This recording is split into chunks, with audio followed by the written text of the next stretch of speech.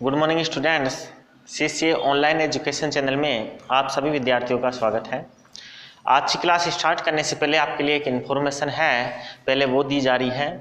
देखो बच्चों, आज के बाद 1 या 2 दिन के बाद जो क्लासें स्टार्ट होगी वो क्लासें आपके यूट्यूब चैनल पर ना होके स्कूल के ऐप पर होगी। जी हाँ, स्कूल ने अपना खुद का ऐप अर्थात एप्लीकेशन डेवलप करवा ली है और उस ऐप के माध्यम से आपको आगे की जो स्कूल की जो क्लासें होंगी, आपकी क्लास की जो वीडियो लेक्चर होंगे, चाहे वो ऑफलाइन हो चाहे ऑनलाइन हो, वो आपको उसी ऐप के अंदर अवेलेबल करवाए जाएंगे।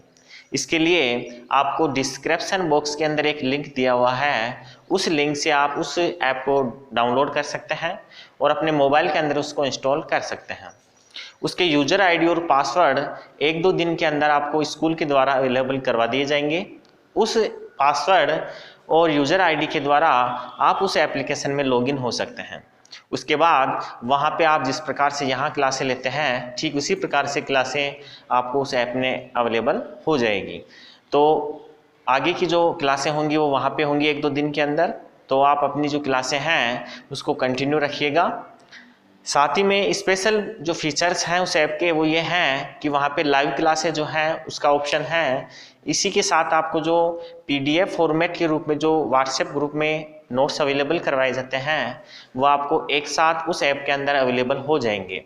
और ऑनलाइन क्लास तो होगी ही, वहाँ पे लाइव क्लासें जो चलेंगी ही, साथ में जो ऑफलाइन क्लासें होंगी आपके पहले के जो वीडियो होंगे वो भी उसके अंदर आपके रहेंगे, जिसको आप कभी भी अपनी समय के अनुसार, अपनी आवश्यकताओं के अनुसार उसको रिवाइज कर सकते हैं। बाकी की जो इन्फॉर्मेशन है वो इन्फॉर्मेशन आपके स्कूल के जो एमडी सर हैं उसके माध्यम से आपको दे दी जाएगी। तो आज की क्लास अपन अब स्टार्ट करते हैं। देखो बच्चों, लास्ट क्लास के अंदर अपन ने देखा था प्रतिरोधों का श्रेणीक्रम संयोजन, और श्रेणीक्रम संयोजन के साथ ही उसके कुछ न्यूमेरिकल किए थे। एक और अलग टाइप का न्यूमेरिकल है वो मैं आपको यहाँ बता देता हूँ। कुछ बच्चों के कमेंट आए थे उस क्वेश्चंस के लिए, तो मैं वो जो क्वेश्चन है वो आपको यहाँ सोल्व करवा देता हूँ। देखो बच्चों, एक क्वेश्चन है कि 3 ओम, 4 ओम और 5 ओम के प्रतिरोधों को 3 ओम, 4 ओम व 5 ओम के प्रतिरोधों को श्रेणी क्रम में एक परिपथ में 6 वोल्ट की बैटरी के साथ जोड़ा गया है। ज्ञात कीजिए। देखो बच्चों, आपको ज्ञात करना है पहला परिपथ का तुल्य प्रतिरोध। दूसरी चीज ज्ञात करनी है प्रत्येक प्रतिरोध में प्रवाहित धारा। प्रत्येक प्रतिरोध में प्रवाहित धारा। और तीसरा आपको इसी क्वेश्चन के अंदर ज्ञात करना है प्रत्येक प्रतिरोध के सिरों पर उत्पन्न विभवांतर। प्रत्येक प्रतिरोध के सिरों पर उत्पन्न विभवांतर। देखो बच्चों, ये क्वेश्चन है, इसको एक बार पढ़िएगा। क्वेश्चन में कहा गया है कि आपके 3 ओम, 4 ओम, 5 ओम के 3 प्रतिरोध दिए गए हैं। इन 3 प्रतिरोधों को श्रेणी क्रम के अंदर एक परिपथ में 6 वोल्ट की बैटरी से जोड़ा गया है। आपको ज्ञात करना है, इसमें पहली चीज जो ज्ञात करनी है वो ज्ञात करनी है परिपथ का तुल्य प्रतिरोध। दूसरी चीज ज्ञात करनी है प्रत्येक प्रतिरोध में प्रवाहित धारा का मान। और तीसरी चीज है प्रत्येक प्रतिरोध के सिरों पर उत्पन्न विभवांतर। तो अपन सबसे पहले क्वेश्चन के अंदर इसको सोल्व करते हैं। तो यहाँ लिखते हैं क्वेश्चन में क्या दिया गया है। क्वेश्चन में दिया गया है देखो बच्चों क्वेश्चन में दिया गया है आपके, सबसे पहले हम बात करें तो R1 की वैल्यू दे रखी है आपके 3 ओम, फिर उसके बाद देखें R2 की वैल्यू दे रखी है 4 ओम, R3 की वैल्यू दे रखी है 5 ओम, V की वैल्यू दे रखी है 6 वोल्ट। ये चीज़ आपको दे रखी है। अब इसमें ज्ञात करवाया गया है परिपथ का तुल्य प्रतिरोध, अर्थात आपको इस क्वेश्चन में पूछा गया है R की वैल्यू, इसके साथ आपको पूछा गया है I1, I2 और I3 की वैल्यू। I1, I2, I3 की यदि हम बात करें तो बच्चों ध्यान रखना, जब प्रतिरोधों को श्रेणी क्रम में जोड़ा जाता है तो सभी प्रतिरोधों के अंदर प्रवाहित धारा का मान कैसा होता है, समान होता है। तो चाहे अपन परिपथ का विद्युत प्रवाहित धारा का मान ज्ञात कर लें या फिर किसी स्पेसिफिक प्रतिरोधों के ऊपर भी ज्ञात करेंगे तो वही आएंगी। अभी मैं सोल्व करके आपको इस चीज़ को बता दूंगा। इसके साथ आपको ज्ञात करवाया गया है V1, V2 और V3 की वैल्यू आपको ज्ञात करनी है। तो ये चीजें आपको पूछी गई हैं। सबसे पहले अपन ज्ञात करते हैं परिपथ का तुल्य प्रतिरोध। परिपथ का तुल्य प्रतिरोध पहले क्वेश्चन को, अगर हम पहले क्वेश्चन का जो पहला वाला पार्ट है उसको यदि हम सोल्व करते हैं तो आपको पता है बच्चों, तुल्य प्रतिरोध जब श्रेणी क्रम में होता है तो उसका सूत्र होता है R बराबर R1 प्लस R2। ये चीज आप लास्ट क्लास में देख चुके हैं। प्रतिरोधों का जब श्रेणी क्रम में संयोजन होता है तो उस स्थिति के अंदर जो तुल्य प्रतिरोध ज्ञात किया जाता है उस माध्यम से किया जाता है R बराबर R1 प्लस R2 के माध्यम से। अब आप इसको सोल्व कीजिएगा। सोल्व करने के लिए आप यहाँ पे R1 और R2, अपने पास R3 है तो यहाँ R3 लिख देंगे और इसको सोल्व करेंगे तो बच्चों 3 प्लस 4 प्लस 5, इसको सोल्व करने पर ये आपके आंसर आएगा बच्चों 12 ओम।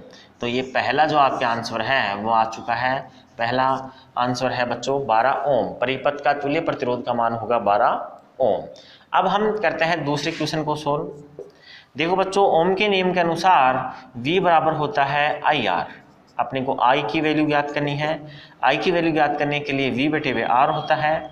V की यहाँ पे वैल्यू कितनी आएगी बच्चों, V की वैल्यू आएगी आपके यहाँ पे 6 और R की जो वैल्यू होगी बच्चों वो होगी आपके ये 12। जब बच्चों आप इसको सोल्व करेंगे तो इस स्थिति में आपके आंसर आएंगे वो होगा बच्चों 1/2। इसको आगे सोल्व करेंगे तो ये आंसर हो जाएगा 0.5 एम्पियर। तो आपकी ये जो दूसरा आंसर है वो आपकी ये आ चुका है। I का मान विद्युत परिपथ के अंदर प्रवाहित विद्युत धारा का मान कितना होगा, 0.5 एम्पियर होगा। अब देखो बच्चों, इसमें पूछा है प्रत्येक प्रतिरोध में प्रवाहित धारा। अब देखो, जब अपन ने श्रेणी क्रम संयोजन की बात की थी तो वहां बात की थी कि प्रत्येक प्रतिरोध में प्रवाहित धारा का मान क्या होता है, समान होता है। इसलिए I1, I2 और I3 का मान भी कितना होगा, 0.5 एम्पियर ही होगा। यहाँ पे हम आगे करते हैं तीसरे वाला पोर्शन। तीसरा वाला जो पोर्शन है उसमें पूछा गया है बच्चों V1, V2 और V3 का मान। V1, V2, V3 का मान निकालें तो ओम के नियम के अनुसार देखो बच्चों V बराबर होता है IR। अगर हम V1 पे निकाल रहे हैं तो बच्चों V1 के लिए होगा आपके V1 बराबर IR1। V1 की वैल्यू ज्ञात करनी है तो आपको R1 की वैल्यू को I से गुना करना है। I आपके 0.5 एम्पियर है, R1 की जो वैल्यू है वो 3 है। तो आप यहाँ लिखिए I की वैल्यू आपके हैं 0.5 एम्पियर। I1 की वैल्यू यहाँ से लिखिए आप 3 ओम है तो यहाँ पे 3 लिख दीजिए। इसको आप सोल्व कीजिए। सोल्व करेंगे तो बच्चों यहाँ आएगा 1.5 वोल्ट। ये आपके एक और आंसर आ चुका है इस क्वेश्चन का। तीसरे वाले क्वेश्चन में आपके 3 चीजें पूछी गई है, V1, V2 और V3। V1 का आंसर आपके पास आ चुका है। V2 की यदि हम बात करें बच्चों तो V2 ज्ञात करने के लिए आपके पास है IR2। IR2 से निकालेंगे तो बच्चों V2 का मान आएगा आपके, I की वैल्यू 0.5 है और R2 की वैल्यू यहाँ से आप देखिए R2 की वैल्यू है 4 ओम। तो यहाँ पे 4 लिखिएगा, इसको कैलकुलेट कीजिएगा। कैलकुलेट करने पे आपके यहाँ आएगा 2.0 वोल्ट। तो ये आपके तीसरे वाला जो क्वेश्चन है उसका ये दूसरा आंसर आ चुका है। V2 की वैल्यू आएगी आपके 2.0 वोल्ट। इसी प्रकार आपके जब V3 पूछा जाता है तो V3 की वैल्यू यहाँ से निकाल लीजिए IR3। V3 की वैल्यू निकालने के लिए I की वैल्यू बच्चों 0.5 एम्पियर पहले से है। I3 की वैल्यू आप यहाँ से लीजिए, सॉरी R3 की वैल्यू यहाँ से लेंगे तो ये हो जाएगा 5। इसको कैलकुलेट कीजिएगा, कैलकुलेट करने पर ये 2.5 वोल्ट, या आपके तीसरे वाले क्वेश्चन का तीसरा जो आंसर है वो निकल के आ गया है 2.5 वोल्ट। इसको एक बार स्क्रीनशॉट लेके नोट कीजिएगा और उसके बाद अपन आगे का जो टॉपिक है उसको स्टार्ट करते हैं।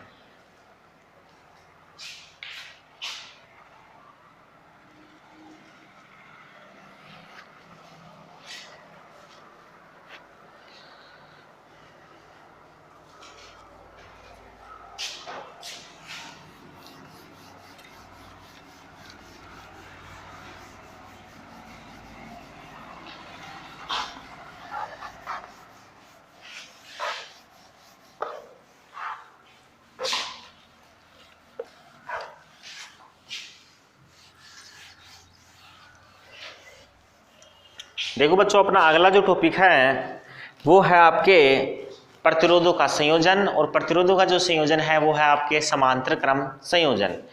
अपन ने प्रतिरोधों के संयोजन की बात की थी, वहां पे दो प्रकार का संयोजन होता है।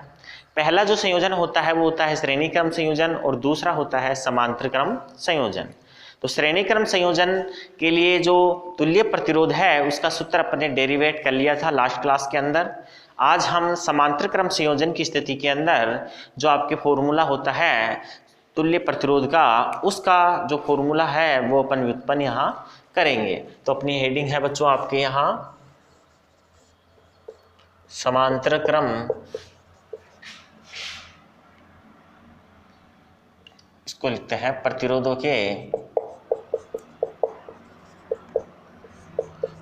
के समांतर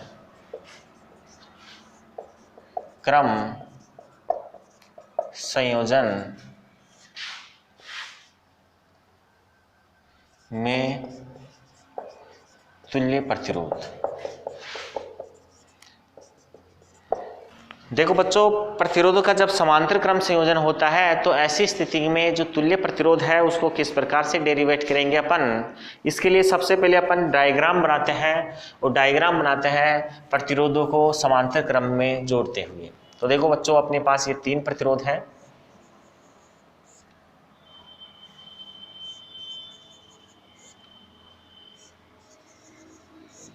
इन 3 प्रतिरोधों को अपन ने यहाँ पे एक जगह जोड़ रखा है, अर्थात ये कौन सा क्रम है बच्चों, ये है आपके समांतर क्रम संयोजन।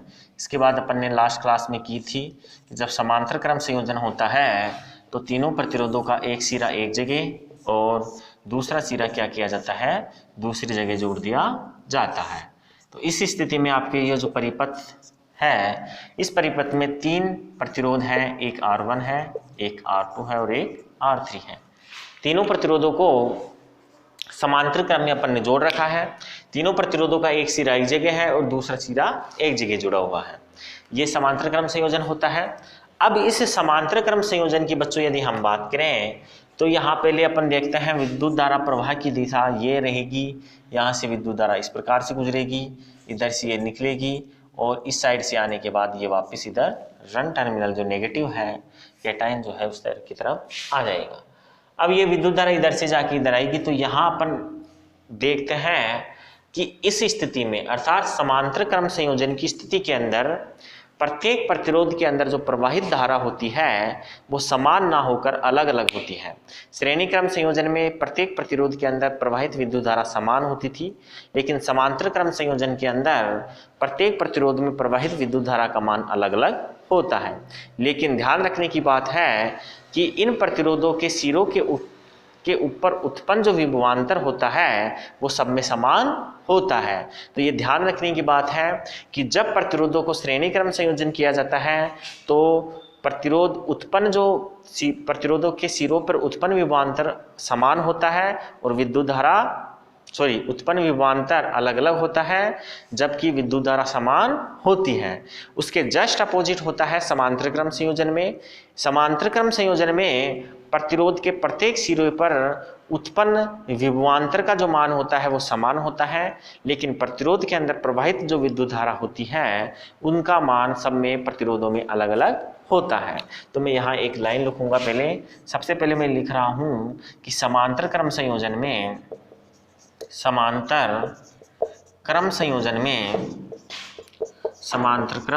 में प्रत्येक प्रतिरोध के सिरों पर उत्पन्न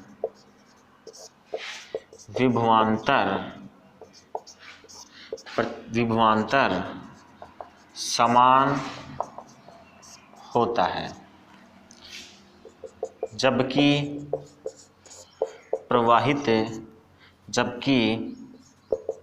प्रत्येक प्रतिरोध में प्रवाहित विद्युत धारा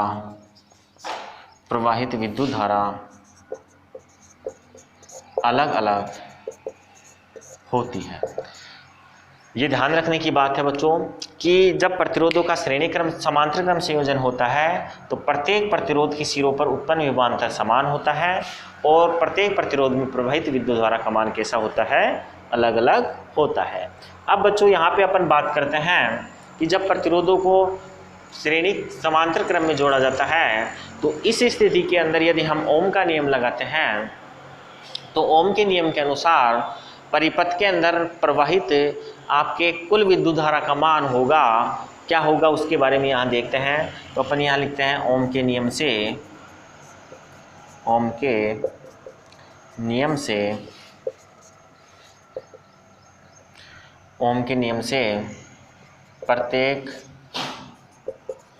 प्रत्येक नहीं, परिपथ में लिखेंगे। ओम के नियम से परिपथ में प्रवाहित धारा। देखो बच्चों यहाँ आपको ध्यान रखना है, ओम का नियम होता है V बराबर IR, लेकिन अगर हम इसको धारा के रूप में लिखें तो ये हो जाता है I बराबर V अपॉन R। ये ओम का नियम धारा के लिए ये वाला होगा, एक्चुअल में ओम का नियम ये होता है, धारा के लिए ये होगा। तो अपन यहाँ डायरेक्ट लिख देते हैं कि ओम के नियम से धारा का जो मान होगा बच्चों वो होगा I बराबर V अपॉन R। इसको ध्यान रखना आप। V बराबर IR होता है, देखो बच्चों V बराबर होता है IR, और जब I की वैल्यू अपने को निकालनी होती है तो इस V में R का भाग दे देते हैं, इससे ये फॉर्मूला निकल के आ जाता है। तो इसको यहाँ नोट कीजिएगा और इसको आगे लिखिएगा समीकरण नंबर 1। ये आपकी समीकरण नंबर 1 है कि ओम के नियम से परिपथ में प्रवाहित धारा ये होगी और ओम के नियम से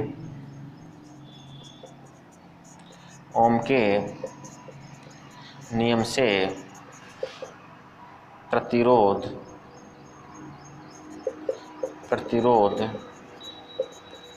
R1 में प्रवाहित धारा। देखो बच्चों ओम के नियम के अनुसार जो प्रतिरोध R1 है उसमें प्रवाहित धारा की यदि हम बात करते हैं तो बच्चों I1 की जो वैल्यू होगी वो होगी V बटे वे R1। यह आपके समीकरण नंबर 2 है। इसी प्रकार ओम के नियम से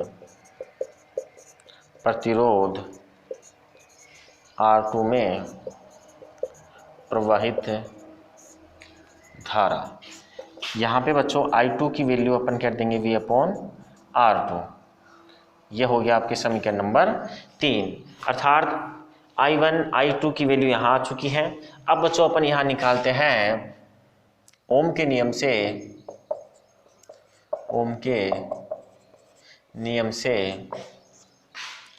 R3 प्रतिरोध में प्रवाहित धारा।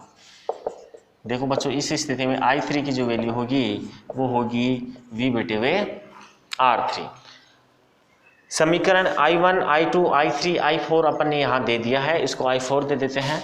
जब बच्चों इसको I4 देंगे तो अपन आगे देखते हैं कि यदि हम बात करें कि प्रतिरोध परिपथ के अंदर कुल प्रवाहित विद्युत धारा की यदि हम बात करें तो इस स्थिति में होगा I बराबर I1 plus I2 plus I3। तो यहाँ लिखता हूँ मैं कि परिपथ में परिपथ में प्रवाहित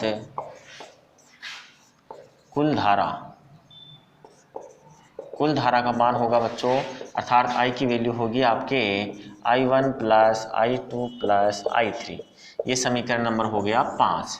अब बच्चों मैं समीकरण नंबर 5 के अंदर समीकरण नंबर 1, 2, 3 और 4 की वैल्यू रख देता हूँ। तो मैं यहाँ लिखता हूँ समीकरण 5 में समीकरण 1, 2, 3 व 4 का मान रखने पर, समीकरण 1, 2, 3, 4 का मान समीकरण 5 में अगर अपन रखेंगे तो I की वैल्यू है बच्चों V/R। इसके बाद है बच्चों V/R2 R1, फिर है V/R2 और V/R3। ये I1, I2, I3 की वैल्यू अपन ने यहाँ से लिख दी है। इसको आगे सोल्व करेंगे तो बच्चों ये हो जाएगा V/R बराबर V कॉमन आने के बाद यहाँ पे आपके बचेगा 1/R1 plus 1/R2 plus 1/R3। V से V कैंसिल हो जाएगा। इस स्थिति में आपके बचेगा 1/R बराबर 1/R1 plus 1/R2 plus 1/R3। देखो बच्चों ये जो सूत्र निकल के आ रहा है ये तुल्य प्रतिरोध का है। कैसी स्थिति में? जब प्रतिरोधों को श्रेणी क्रम समांतर क्रम में जोड़ा जाता है। जब प्रतिरोधों को समांतर क्रम में जोड़ा जाता है तो परिपथ का तुल्य प्रतिरोध हम इस फॉर्मूले से निकालेंगे। ये एक इम्पोर्टेंट फॉर्मूला है, इसको ध्यान रखिएगा, याद कर लीजिएगा। और इसके आधार पे अपन यहाँ दो चीज़ नोट करेंगे। आप इसको एक बार नोट कीजिएगा, फिर मैं आपको नोट डाउन करके वो बताता हूँ।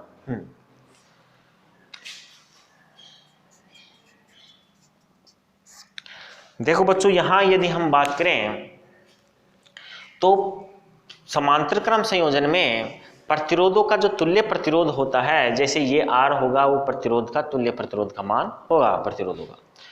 प्रतिरोधों का तुल्य प्रतिरोध का जो मान होगा वो सभी प्रतिरोधों के व्युत्क्रम के योग के व्युत्क्रम के बराबर होता है। अर्थात जितने भी प्रतिरोध आपके दे रखे हैं उन प्रतिरोधों के उल्टे, व्युत्क्रम का मतलब होता है उल्टा, तो उनके उल्टे का जो योग है उसके योग के व्युत्क्रम के बराबर होता है। तो मैं यहाँ लिख देता हूँ कि समांतर क्रम संयोजन में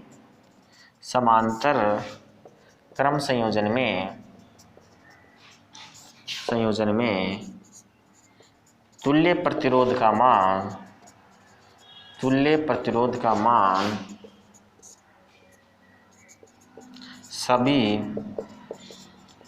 सभी प्रतिरोधों के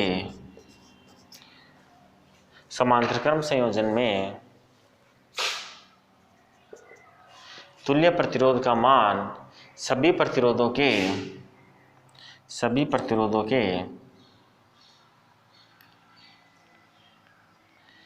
प्रतिरोधों के व्युत्क्रम के योग के व्युत्क्रम के बराबर होता है। ध्यान रखना, समांतर क्रम संयोजन में तुल्य प्रतिरोध का मान सभी प्रतिरोधों के व्युत्क्रम के योग के व्युत्क्रम के बराबर होता है। दूसरा जो फैक्ट है बच्चों इसमें वो ये है कि आपको जितने भी प्रतिरोध दिए जाते हैं, कब? जब प्रतिरोधों को समांतर क्रम में जोड़ा जाता है। जब प्रतिरोधों को समांतर क्रम में जोड़ा जाता है उस समय आपको जितने भी प्रतिरोध दिए जाते हैं उन प्रतिरोधों के सबसे कम प्रतिरोध का मान जो होता है, सबसे कम वैल्यू का जो प्रतिरोध होता है उससे भी कम प्रतिरोध निकल के आता है तुल्य प्रतिरोध का मान। अर्थात आपको ध्यान रखना है कि प्रतिरोधों में दिए गए प्रतिरोधों के न्यूनतम प्रतिरोध से भी कम मान निकल के आएगा आपके समांतर क्रम संयोजन में तुल्य प्रतिरोध का मान। तो मैं यहाँ नोट कर देता हूँ कि समांतर क्रम संयोजन में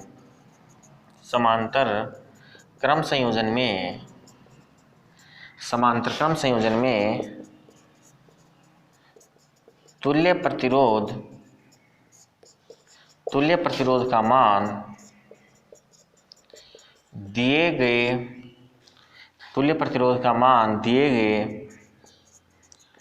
प्रतिरोधों में न्यूनतम प्रतिरोध से भी कम होता है। अर्थात आपको जितने भी प्रतिरोध दिए गए हैं उन प्रतिरोधों का जो न्यूनतम मान है उस न्यूनतम मान से भी कम होता है तुल्य प्रतिरोध का मान। तो इसे आप स्क्रीनशॉट लेके नोट कीजिए। उसके बाद अपन आगे क्या जो टॉपिक है वो देखते हैं।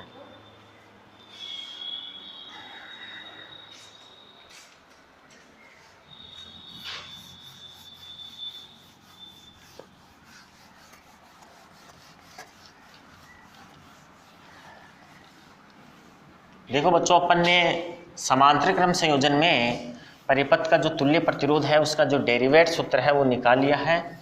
ये वो सूत्र है। इस सूत्र को आपको ढंग से याद रखना है क्योंकि जो न्यूमेरिकल होंगे वो इसी सूत्र के बेस पे होंगे। अब हम बात करते हैं एक न्यूमेरिकल की जो इसके बेस पे है। तो मैं क्वेश्चन लिख रहा हूँ यहाँ। क्वेश्चन है बच्चों 2 ओम, 4 ओम व 8 ओम के तीन प्रतिरोधों को समांतर क्रम में जोड़ा गया है। देखो बच्चों, 2 ओम, 4 ओम और 8 ओम के तीन प्रतिरोधों को समांतर क्रम में जोड़ा गया है। इस परिपथ का तुल्य प्रतिरोध ज्ञात कीजिए। देखो बच्चों, अपने को इसमें तुल्य प्रतिरोध ज्ञात करना है जब इसको किस क्रम में जोड़ा गया है, जब इसको समांतर क्रम में जोड़ा गया है। तो बच्चों अपन इसको सोल्व करते हैं। सबसे पहले आपको वही चीज लिखनी है कि दिया गया क्या है क्वेश्चन के अंदर। तो बच्चों R1 की वैल्यू आपको दे रखी है 2 ओम, R2 की वैल्यू दे रखी है 4 ओम और R3 की जो वैल्यू है वो बच्चों आपको 8 ओम दे रखी है। और आपके जो फॉर्मूला होता है उसके तहत आपको तुल्य प्रतिरोध R की वैल्यू ज्ञात करनी है। R की जो वैल्यू होती है बच्चों वो आपके समांतर क्रम संयोजन के अनुसार 1/R बराबर 1/R1 plus 1/R2 plus 1/R3 होती है। इस हिसाब से अब अगर हम यहाँ वैल्यू इसकी रखें तो R1 की वैल्यू बच्चों आपके हैं 1/2, R2 की वैल्यू है 1/4 और R3 की वैल्यू है 1/8। अब इसको आपको सोल्व करना है। सोल्व करने के लिए आपको पहले एलसीएम लेना है, लघुत्तम लेना है। एलसीएम इसका 8 आ जाएगा बच्चों। और जब इसको सोल्व करोगे तो ये यहाँ से 4, यहाँ से 2 और यहाँ से 1 हो जाएगा। बच्चों इसको आगे सोल्व करेंगे तो ये 1/R बराबर 7/8 हो जाएगा। और यदि हम यहाँ R की वैल्यू निकालेंगे तो ध्यान रखना ये उल्टा अपोजिट हो जाएगा क्योंकि 7 से ये गुणा होगा। ये इस प्रकार से सोल्व होगा। R की वैल्यू काटने के लिए आपको 8/7 करना पड़ेगा। इसको हल करेंगे तो बच्चों आपके आंसर आएगा 1.14 ओम। यह आपका आंसर आएगा बच्चों इसका। अर्थात परिपथ का जो तुल्य प्रतिरोध है वो 1.14 ओम का होगा। अब बच्चों मैं यहाँ आपको एक बार बता दूं कि यहाँ पे ये जो वैल्यू निकल के आई है ये इन तीनों प्रतिरोधों में सबसे छोटा प्रतिरोध है 2 ओम। उस 2 ओम से भी कम वैल्यू निकल के आई है तुल्य प्रतिरोध की। तो मैंने नोट में जो आपके सेकंड वाला पॉइंट लिखाया था कि तुल्य प्रतिरोध का मान इस स्थिति में न्यूनतम प्रतिरोध से भी कम निकल के आता है। तो इस प्रकार से आप इसको आप देख सकते हैं कि आपका जो आंसर आया वो सही है या नहीं है। तो इस हिसाब से उसको वेरीफाई कर सकते हैं। और आगे की क्लास के अंदर अपन कुछ न्यूमेरिकल और करेंगे। आज की क्लास यहीं तक रहेगी। आपको यदि किसी न्यूमेरिकल में कोई दिक्कत है तो कमेंट बॉक्स में कमेंट करके बताइएगा। थैंक यू, धन्यवाद।